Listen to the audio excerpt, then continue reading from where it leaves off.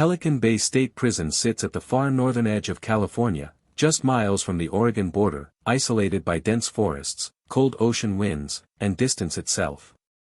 This isolation is not accidental. Pelican Bay was designed to disappear people. To remove them from society not just physically, but psychologically. And nowhere inside this prison captures that purpose more clearly than its exercise yards. On paper, the yard is a place for movement. Fresh air. A break from concrete walls and steel doors. In reality, the yard at Pelican Bay is a pressure chamber. A controlled environment where violence doesn't erupt suddenly, it builds. Slowly. Silently. Day after day. This story unfolds in one such yard. A rectangular slab of cracked concrete surrounded by towering walls topped with coils of razor wire. Gun towers rise above it, manned by guards trained to spot the smallest shift in body language. The yard is divided by invisible lines that every inmate understands instinctively. Cross the wrong line, stand too close to the wrong group, or sit where you don't belong, and the consequences can be fatal. By the time the sun rises over Pelican Bay, the tension is already there. Inmates are released into the yard in controlled waves. Each movement is watched. Counted. Logged. The men who step out here are not serving short sentences. Many are lifers. Some have nothing left to lose. Their faces tell that story. Sunken eyes, scar tissue pulled tight across knuckles and cheekbones, tattoos faded by decades under fluorescent lights. The yard is quiet at first. Not peaceful, controlled. Conversations happen in low tones. Groups cluster by race and affiliation, sitting on the same patches of concrete they've claimed for years. This is not casual segregation. It is survival protocol. Pelican Bay's yard operates on unspoken rules older than the prison itself. Rules enforced not by guards, but by inmates. Rules written in blood. On this particular day, the atmosphere is heavier than usual. Guards feel it. Inmates feel it. There are fewer jokes. Fewer casual glances. Men keep their backs to the walls, their eyes scanning constantly, hands never fully relaxed. Somewhere in this yard, a conflict has already reached its final stage. It didn't start today. It never does. The tension began weeks earlier, a debt unpaid, a perceived insult, a shift in power that threatened the balance holding the yard together. In Pelican Bay, disputes are rarely spontaneous. They are deliberate. Calculated. When violence comes, it is because every other option has already failed. The yard itself amplifies this reality. There is nowhere to hide. No corners without sightlines. Any act of violence here will be seen, by inmates, by guards, by cameras mounted high above the concrete. That visibility doesn't prevent attacks. It ensures they are decisive. As inmates circle the perimeter during their allotted exercise time, guards watch from the towers, rifles angled downward but fingers off triggers. Their job is not to intervene immediately. It is to observe, assess, and respond only when protocol allows. By the time they move, it is often already too late. The men in the yard know this. That knowledge shapes everything: posture, pace, where they stand, who they acknowledge. One wrong look can be interpreted as a challenge. One moment of distraction can open a window that never closes again. On this day, one inmate keeps his movements deliberate. Controlled. He does not pace like the others. He doesn't linger in conversation. His eyes track a specific section of the yard. He knows where the cameras are. He knows where the guard's attention usually drifts. Across the yard, another man senses it. Years inside Pelican Bay sharpen instincts to a razor edge. You learn when something is off. When the air changes. When a routine day isn't routine anymore. He adjusts his stance. Shifts closer to men he believes will back him if things go wrong.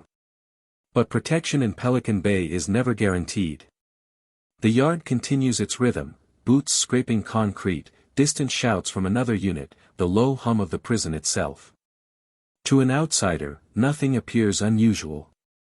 To those inside, the warning signs are everywhere. This is how violence survives here. It hides inside normalcy. As the minutes pass, the space between tension and action narrows. The men involved say nothing. They don't need to. Everything that matters has already been communicated through weeks of silence, stares, and coded interactions. In Pelican Bay, when a decision is made, it is final. The yard is no longer just a place for exercise. It is a stage. And every person present is either part of what's coming, or directly in its path. What happens next will unfold in seconds. But it has been building for years. In Pelican Bay State Prison, power does not come from physical size alone. It comes from reputation, alliances, and a history that follows a man everywhere he walks. By the time inmates reach this yard, most of them already carry a legacy, acts committed on the street, violence inside other prisons, decisions that placed them here, in one of the most controlled environments in the American correctional system. This yard is governed by hierarchy. Not the hierarchy written in prison manuals, but the one enforced daily by inmates themselves. It is a structure built to maintain order through fear. Every group knows its position. Every man understands where he fits, or where he doesn't. Race is the first dividing line. It dictates where you sit, who you talk to, who you protect, and who you're expected to confront when conflict arises. These lines are not optional. Breaking them can be interpreted as weakness or betrayal. Either one can get you killed. Within each racial group, power is further divided. There are shot callers, inmates who speak for their people. Men who negotiate disputes, approve retaliation, and decide when violence is necessary. They don't always look the part. Some are quiet. Some are older. Some never raise their voice. But when they speak, others listen. The conflict at the center of this story involves men who exist within this structure, not outsiders, not impulsive hotheads, but inmates deeply embedded in the prison's internal order. One of them has spent years inside Pelican Bay. His body carries the marks of institutional life, faded tattoos layered over one another, scars from fights long forgotten by everyone except him. He understands the yard. He knows the routines, the blind spots, the rhythms of guard patrols.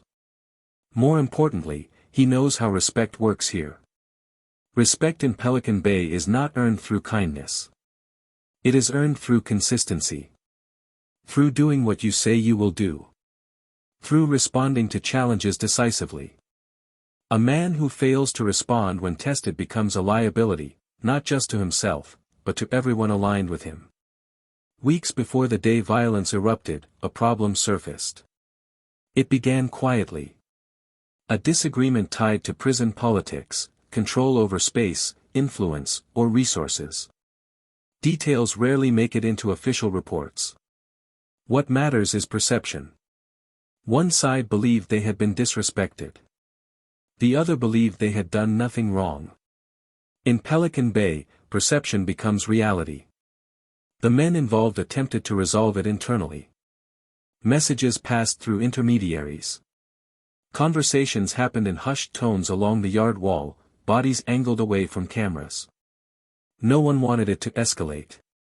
Violence brings consequences, lockdowns, searches, transfers, years added to sentences. But backing down carries its own consequences. As days passed, the tension didn't disappear. It hardened. The man who would later become the victim understood this. He felt the shift in how others looked at him. Conversations stopped when he approached. Allies became cautious. Protection became conditional. In Pelican Bay, isolation is a warning sign. The opposing inmate, meanwhile, was under pressure of his own. His reputation required action. He could not afford to appear weak or indecisive. Others were watching him closely, not guards, but inmates who measured his worth by how he handled this moment. The yard became a chessboard. Every movement was calculated. Where to stand. When to walk. Who to sit beside. Even eye contact became a signal. Direct stares could provoke. Avoidance could invite attack. Guards noticed the change, though they could not fully interpret it. Increased alertness. More tension during releases. Subtle shifts that experienced officers recognized but couldn't always prevent. Pelican Bay does not reward hesitation, not for inmates, and not for staff. As the day approached, informal deadlines passed. Opportunities for resolution narrowed. The expectation of violence began to settle over the yard like fog. In this environment, violence is not emotional. It is functional. It is used to restore balance, reinforce hierarchy, and send messages. The men involved understood this fully. What was coming was not personal hatred, it was enforcement. The inmate who would carry out the attack did not act alone, even if only one blade would ultimately be used. His actions were supported by silence.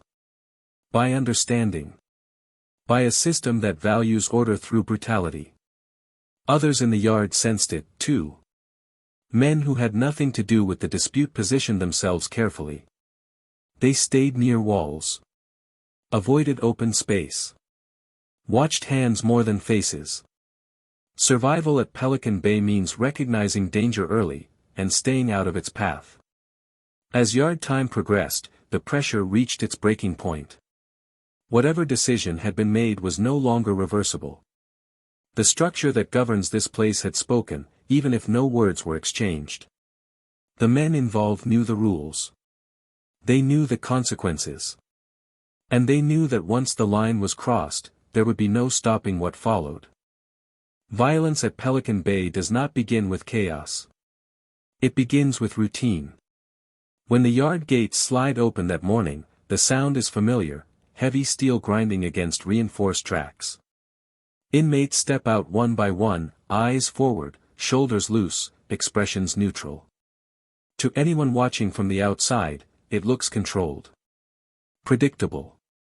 Almost orderly. But order inside Pelican Bay is fragile. Every man entering the yard understands that what happens here is not governed by impulse. It is governed by timing. By opportunity. By decisions made long before the first step onto the concrete. The yard fills gradually. Groups drift toward their usual positions, settling along walls and fence lines as if pulled there by gravity. Conversations are brief and coded. Heads tilt slightly. Hands gesture once, then stop. Nothing obvious. Nothing that would trigger an alarm. Above them, guards in elevated towers scan slowly, binoculars moving in wide arcs. Cameras pan across the yard in programmed sweeps, trained to detect patterns, not intent. This is how violence survives here, hidden inside normal behavior. The target walks his usual route along the perimeter. He keeps close to the wall, where one side of his body is protected. This is not paranoia.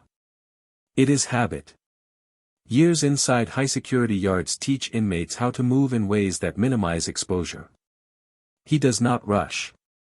He does not linger. His pace is steady, measured, deliberate. Behind him, several yards back, another inmate adjusts his stride. He has waited for this moment. Not for adrenaline. Not for anger. For alignment, when the yard is busy enough to conceal movement, but calm enough to avoid immediate intervention. He does not stare. He does not signal. His posture remains loose, unremarkable. The weapon is already on him. At Pelican Bay, weapons are rarely sophisticated. They are improvised, fragments of metal broken off fixtures, sharpened edges stolen from industrial areas, razor blades wrapped carefully to protect the hand that holds them. Small. Light. Efficient. Minutes pass. The attacker closes distance gradually, step by step, staying just outside the target's peripheral awareness. In prison yards, proximity is common. Crowding is normal. That familiarity dulls warning instincts, just enough. Nearby inmates begin to sense it. They don't know details, but they recognize body language. A change in spacing. A shift in rhythm. Some slow their walk. Others angle away, instinctively creating space. No one wants to be caught between what is coming and what follows. The guards do not see it yet. From above, the scene still looks routine, men walking, stretching, pacing. No sudden movements. No raised voices. No clustering large enough to trigger suspicion. Then the moment arrives. The attacker shortens his stride and moves decisively into range. His hand drops to his waistband in a motion so fast it barely registers. There is no hesitation. The first strike is delivered from close range. It is controlled, precise, aimed at a vulnerable area with the intention to incapacitate immediately. There is no yelling. No warning. Just impact. The target reacts instinctively, twisting toward the wall, hands coming up in defense. But the space is narrow. The concrete blocks escape. His footing falters. The second strike follows almost instantly. This is not a prolonged fight. This is enforcement. A message carried out with efficiency rather than emotion. The attacker stays tight to the body, minimizing exposure, preventing intervention. Nearby inmates step back sharply now. Some turn away altogether. Others freeze, knowing that movement at the wrong moment can draw attention, from guards or from other inmates. The target's knees buckle. He collides with the wall, then slides downward, leaving streaks against the concrete. His breathing becomes erratic. His hands lose strength. Gravity does the rest. The attacker disengages immediately. He does not continue. He does not stand over the body. He steps back, drops the weapon where it will be found, and raises his hands slightly, not in surrender, but acknowledgement. He knows the next phase is no longer his concern. Shouts erupt across the yard. Inmates call out to the towers. Some signal distress. Others shout commands they've learned from years of drills: man down. Medical. The alarms come seconds later. A sharp, piercing sound cuts through the yard as loudspeakers crackle to life. Guards shout orders from above, voices amplified and urgent. Inmates are commanded to the ground immediately, face down, arms extended, legs spread. Compliance is fast. Experience has taught them the cost of hesitation. The injured man lies motionless near the wall. Blood darkens the concrete beneath him. No one approaches. No one touches him. In prison yards, aid is not administered by inmates. Intervention risks implication. Guards begin their descent. Tower officers maintain overwatch as ground teams enter through reinforced gates. Tactical response is measured and procedural, weapons ready but not raised, eyes scanning constantly for secondary threats. The attacker is ordered to his knees. He complies without resistance. His breathing remains steady. His expression shows neither triumph nor regret. Only acceptance. Medical staff are called, but protocol demands full control of the yard first. Every inmate is searched. Hands are zip-tied. Groups are escorted out in stages. The injured man remains on the ground longer than most would expect. Inside Pelican Bay, death is not rushed. It is documented. Photographs are taken. Positions are noted. Statements are requested, though few will offer anything meaningful. Silence is currency here. Eventually, medical personnel reach the body. Whether the man is pronounced dead in the yard or later in a secured medical area is a detail that will be buried in reports. What matters is that the yard has done what it always does: it has enforced its rules. As the last inmates are removed, the concrete lies empty again. The yard returns to stillness. But it is a different kind of quiet now, heavier, colder, marked by what just happened. Every man who witnessed it will remember the timing, the precision, the speed. At Pelican Bay, this is how authority is maintained. Not through warning. Not through conversation. But through moments like this, brief, brutal, and unforgettable. The stabbing ends in seconds. The consequences last for years. Once control is established in the exercise yard, Pelican Bay shifts into a different mode, one that every inmate recognizes instantly. This is no longer a routine security response. This is lockdown. The yard, moments ago filled with bodies and movement, becomes a controlled crime scene. Guards move deliberately, not hurried, following protocols drilled into them for incidents exactly like this. Every step is measured. Every command is precise. Nothing about this process is improvised. Inmates are restrained and removed in small, carefully managed groups. Zip ties cut circulation into wrists already scarred from years of cuffs. Heads stay down. Eyes stay forward. Talking is forbidden. Anyone who breaks silence risks punishment, or worse. Fear travels faster than any official announcement. By the time the first inmates are escorted out of the yard, the rest of the prison already knows something serious has happened. Cell blocks go quiet. Doors slam shut. Movement freezes. In Pelican Bay, lockdown is not explained immediately. It is felt. Inside housing units, inmates sit on bunks or stand at cell doors, listening. Sounds echo differently during lockdown, footsteps heavier, radios crackling more often, keys jangling with urgency. The absence of normal noise becomes its own warning. The injured man is no longer visible to the yard population. But his absence is enough. Guards secure the scene where he fell. Bloodstains are marked, photographed, documented. The concrete that inmates walk every day is now evidence. A visual reminder that violence here leaves permanent marks, even when bodies are removed. Medical staff work under guard supervision. Whether the inmate is alive at this stage or already beyond help is not immediately known to the men who witnessed it. That uncertainty fuels anxiety. In Pelican Bay, unanswered questions are dangerous. Rumors begin forming almost immediately. Was he dead before he hit the ground? Did he survive long enough to speak? Will someone retaliate? These questions circulate silently, carried through glances and gestures when inmates pass guards during escorts. No one asks openly. Silence is survival. The attacker is taken to administrative segregation. This is not a dramatic transfer. There are no speeches. No confrontation. He is stripped, searched thoroughly, photographed, and placed alone in a cell designed to eliminate contact. Concrete walls.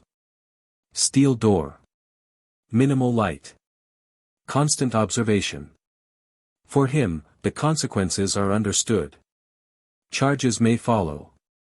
Additional time will almost certainly be added. But within the prison's internal system, his role is already complete. He did what was expected.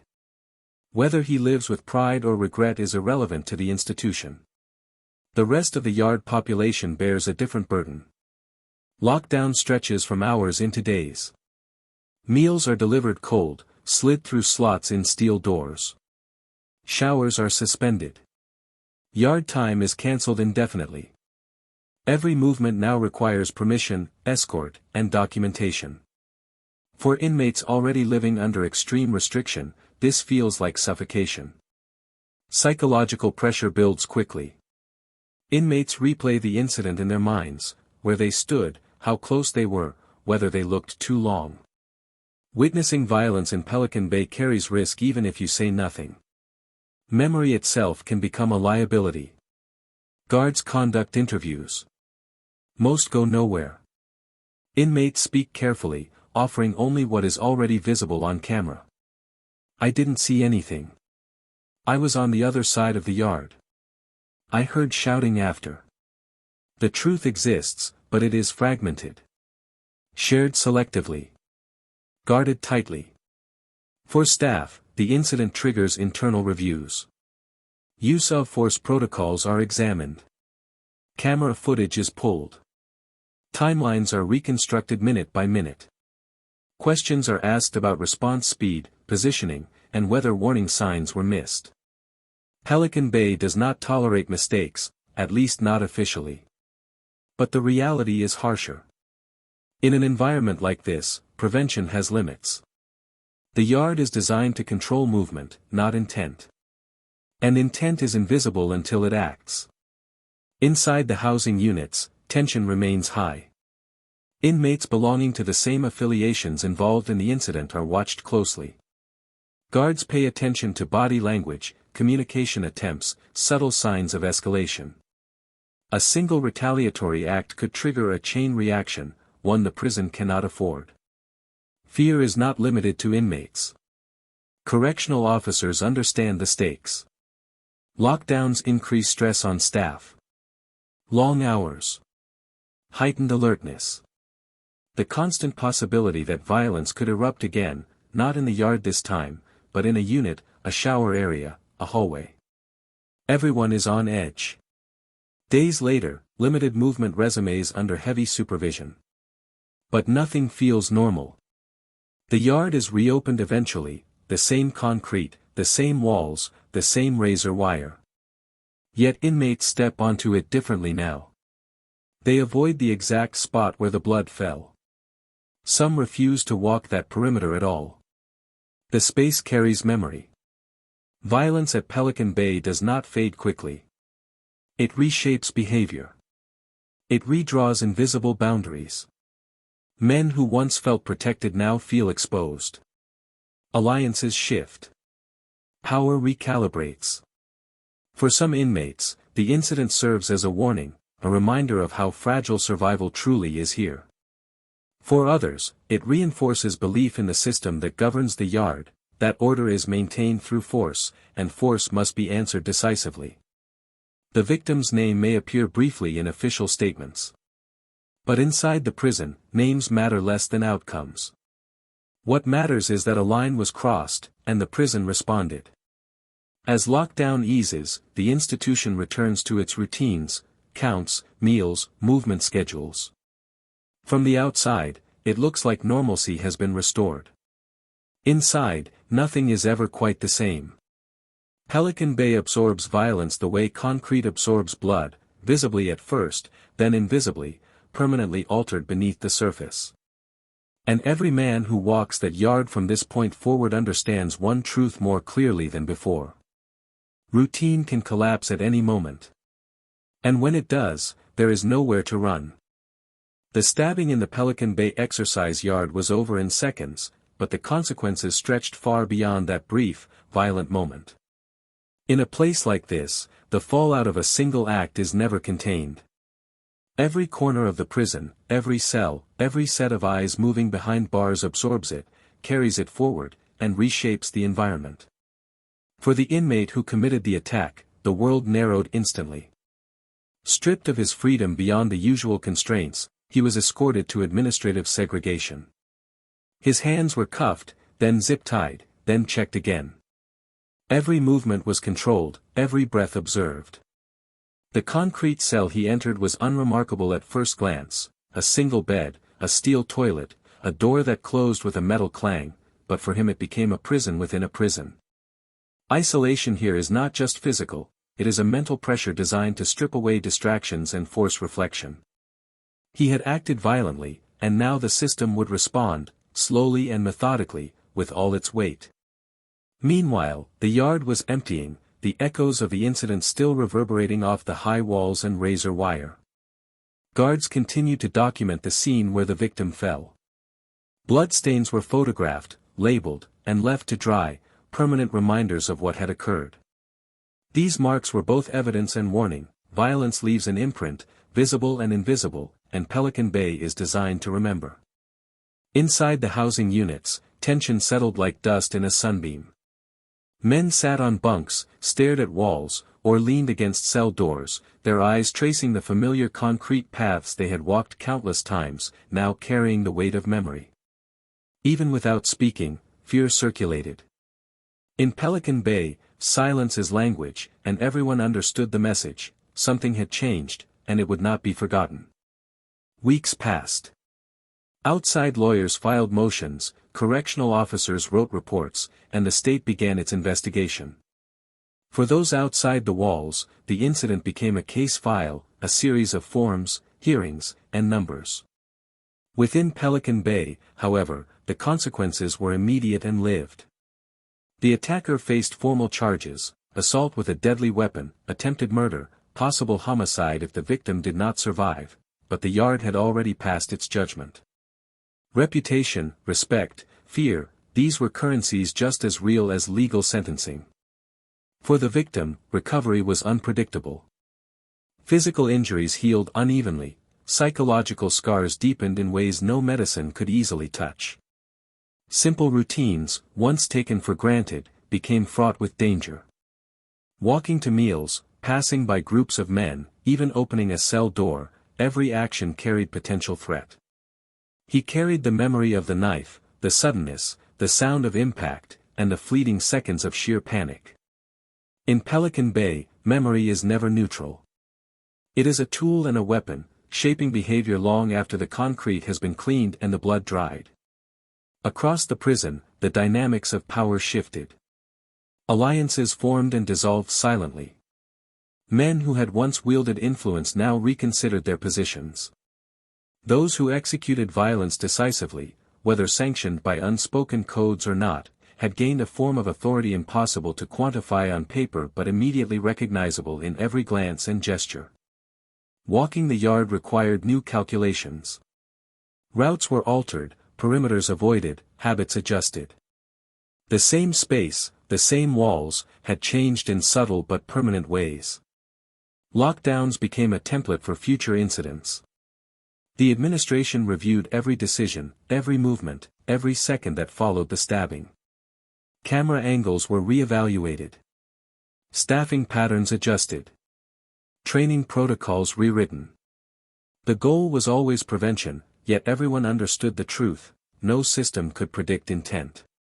People are unpredictable. Violence is sudden.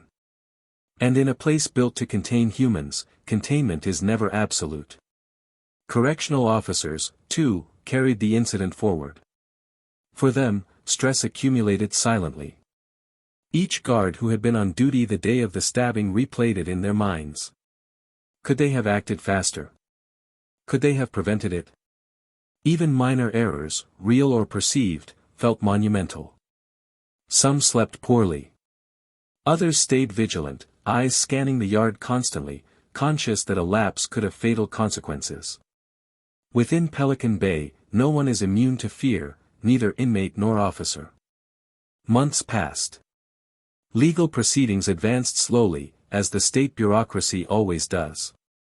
Plea negotiations, hearings, and the slow churn of paperwork created a background hum to prison life, but within the walls, daily existence was already transformed. Movement remained restricted. The victim, once able to navigate the yard freely, now calculated every step. Guards remained watchful, ever aware that tensions could ignite again at the slightest provocation. And the attacker, despite official charges, continued to exist in isolation, a constant reminder to others of what happens when the line is crossed. Every man in Pelican Bay had been affected. Some learned caution. Some learned fear. Some learned that survival requires constant calculation. And some, the hardened few, saw opportunity, understanding that power shifts quietly, invisibly, but irreversibly. The yard itself had become a living archive, a map of history etched into concrete and steel, an environment that retained memory and enforced lessons in ways no lecture or manual could. Even as normal schedules slowly returned, meals delivered on time, counts conducted, yard time reinstated, the psychological landscape had changed. The ground where the blood fell became avoided territory. Bunk assignments, group formations, even casual conversations reflected the invisible shadow of the stabbing. Violence had created a new normal, one defined by caution, respect, and the omnipresent awareness of mortality. In legal terms, the case eventually reached resolution. The attacker faced extended sentences, charges formally recorded. The victim, if surviving, pressed civil claims and received medical care. For external observers, the incident was documented, filed, and eventually closed. For Pelican Bay, however, it remained alive. Every new inmate entering the yard would learn of the incident through whispers, gestures, and the way others walked around certain spots. The story had become part of the institutional memory. And for the men who witnessed it firsthand, the lesson was inescapable: control is conditional, order is fragile, and every action carries consequences far beyond what is immediately visible. A knife, a moment of panic, a second of inattention, these are enough to reshape behavior, hierarchies, and the very feel of the space. Pelican Bay absorbs violence like concrete absorbs water, first visibly, then invisibly, permanently altered beneath the surface. In the end, the prison returned to its routines, but nothing was the same. The yard remained concrete and wire, the cells steel and walls, yet the psychological topography had shifted.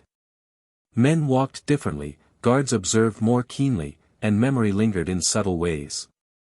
It was a turning point. One yard, one incident, one moment of chaos had forever changed everything within these walls. And every man who steps onto that concrete now knows the truth more clearly than before: survival here is fragile. Authority is earned and enforced through both fear and violence. Routine is a thin veneer. And when control collapses, the consequences echo endlessly.